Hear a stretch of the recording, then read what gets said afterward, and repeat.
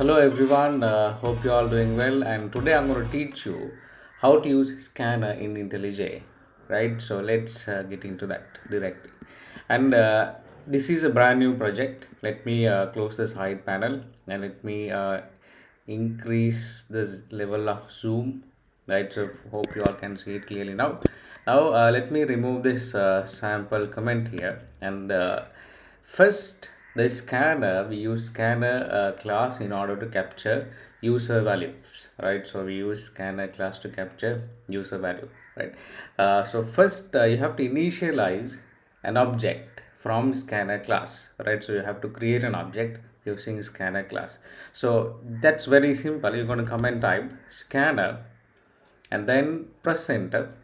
You can see we have successfully loaded the scanner here, right? So the external link, library is loaded here, and then you're going to name your object. So you can name it using any names that you like, right? So you can name your scanner using any names that you like. So maybe you can say read, or maybe we'll say scan, so capture, anything, right? So I'm going to say scan maybe, right?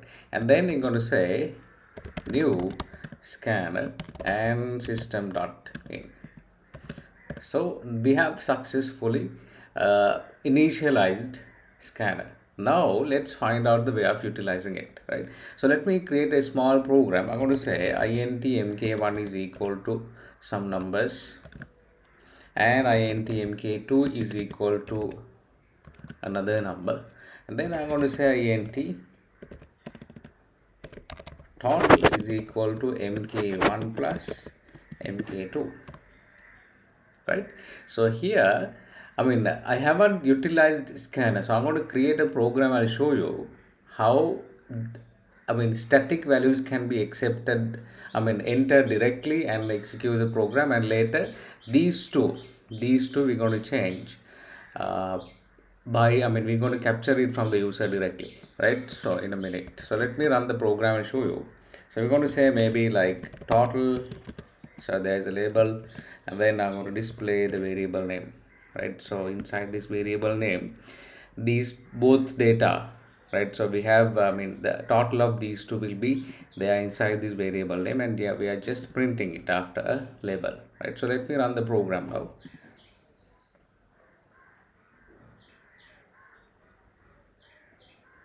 So when I run, you can see the total displayed. Now let's close this and utilize the scanner into this, right? So rather than typing a static value here, rather than hard coding the value here, let user decide what is marks 1 and what is marks 2, right? So let me remove this. Now I'm going to say scan dot. Now you're going to say in which data type you're going to capture the user value, right? So you have set the object name. Now you're going to say in which data type you are planning to capture user's value, right? So I'm going to say nextInt. Since I have declared my mk1 variable in int data type, so I'm going to say nextInt, right?